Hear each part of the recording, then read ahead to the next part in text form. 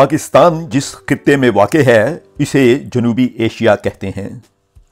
चलें जनूबी एशिया के बारे में एक उर्दू मजमून पढ़ते हैं।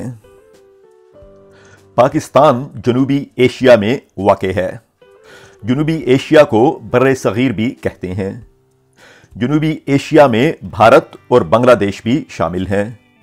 भारत को इंडिया और हिंदुस्तान भी कहते हैं। 1947 ईस्वी से पहले ये तीनों मिलाकर एक बहुत बड़ा मुल्क था। इस सारे को इंडिया कहते थे। उस वक्त यहां बरतानिया की हुकूमत थी। 1947 ईस्वी में बरतानवी वहां से चले गए। इंडिया दो मुल्कों में तकसीम हो गया, भारत और पाकिस्तान। भारत में सबसे ज्यादा लोग हिंदू मजहब के पैरोकार हैं। इसके अलावा यहाँ मुसलमान, सिख और ईसाई भी रहते हैं। जब पाकिस्तान बना तो इसके दो हिस्से थे। एक हिस्से का नाम मशरकी पाकिस्तान था और दूसरे का मगरबी पाकिस्तान।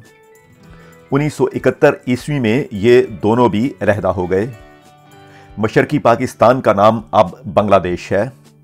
मगरबी पाकिस्तान को सिर्फ पाकिस्तान कहते हैं। इन दोनों ममालिक में अक्सरियत मुसलमानों की है। जनूबी एशिया में 4 और ममालिक भी हैं। इनके नाम हैं नेपाल, भूटान, श्रीलंका और मालदीव। नेपाल में बहुत ऊंचे ऊंचे पहाड़ हैं। भूटान नेपाल से छोटा है। इसमें भी बहुत ज़्यादा पहाड़ हैं। इन दोनों ममालिक के शिमाल में चीन है और जनूब में भारत। श्रीलंका एक बड़ा जजीरा है। मालदीव कई छोटे छोटे जजीरों से मिलकर बना है।